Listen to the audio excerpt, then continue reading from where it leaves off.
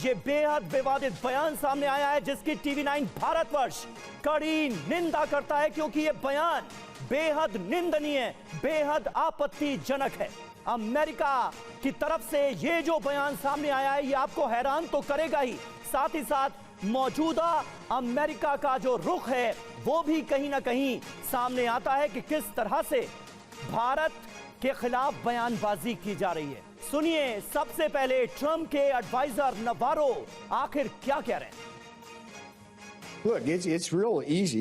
India can get 25% off tomorrow if it stops buying Russian oil and helping to feed the war machine. Not sending that signal. They're not. And look, here's the thing. I'm puzzled, okay? Because Modi's a great leader. These people this is a mature democracy with intelligent people running it. And they look us bald-faced in the eye on the tariff part and say, we don't have the highest tariffs in the world. और हमारे साथ इस वक्त तमाम खास मेहमान मौजूद हैं। मनीष झा हमारे सहयोगी हमारे साथ जुड़ चुके हैं, मेजर जनरल संजय सोय हमारे साथ मौजूद हैं, ग्रुप कैप्टन DK पांडे भी हमारे साथ मौजूद हैं। मनीष, वाकई ताज्जुब हो रहा है, हैरानी हो रही है कि अमेरिका में राष्ट्रपति के सलाहकार ऐसी सोच रखते हैं, सीधे सीधे मोदी की वॉर बता रहे हैं, कह रहे हैं पुतिन नहीं ये मोदी की वॉर है। आखिर भारत को लेकर अमेरिका की पॉलिसीज इस तरह से बदलती क्यों जा रही है और इस आपत्तिजनक निंदनीय बयान का मतलब क्या है? देखिए, सबसे बड़ी बात है कि जब कोई भी सलाहकार हो या मंत्री हो या अमेरिका का राष्ट्रपति हो, जब वो किसी अमेरिकी कंपनियों के पेरोल पर काम करता है, उसके एजेंडे पर काम करता है, तो इसी तरीके का कुतर्क देता है, इसी तरीके के अनाप शनाप बयान देता है जो इस वक्त आप देख रहे हैं कि ट्रंप के सलाहकार दे रहे हैं।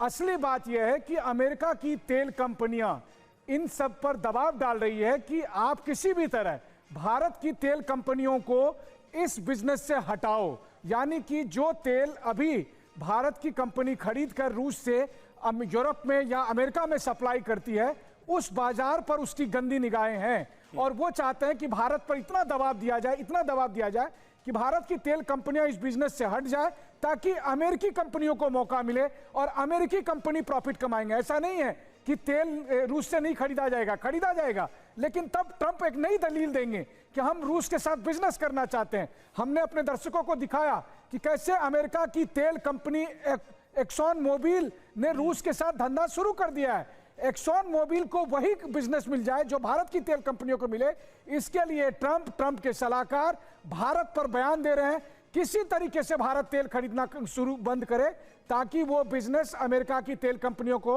और अमेरिका मुनाफा कमाए। एक बात बताइए, वॉर किसने शुरू की? अमेरिका ने।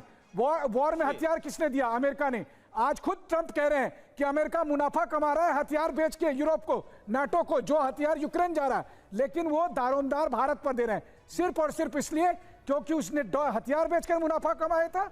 अब वो तेल बेचकर मुनाफा कमाना चाहते हैं और भारत को इस बिजनेस से हटाना चाहते हैं। बिल्कुल मनीष, और देखिए डोनाल्ड ट्रंप के आर्थिक सलाहकार नवारो ने क्या कहा, पूरा बयान आप सुन लीजिए।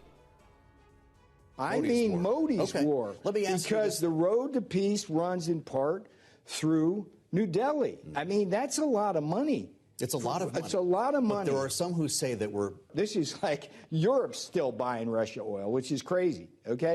If people just stop buying Russia oil, then it's only a matter of time before Putin doesn't have the money to fund that war.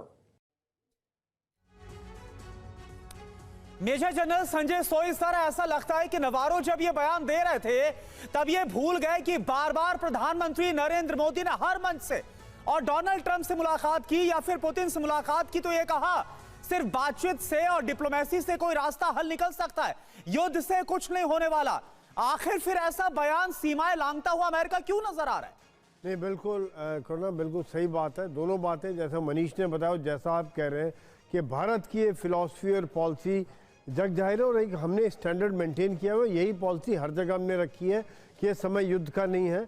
दूसरी बात, हम न्यूट्रल रहे हैं, हमारे संबंध यूक्रेन के साथ भी हैं, हमारे संबंध रशिया के साथ भी हैं, हमारे संबंध इसराइल के साथ है तो पैलेस्टीनियंस के साथ है, हम आतंकवाद के खिलाफ है। ये स्टैंड आज पूरी दुनिया में सब जगह सबको मालूम है।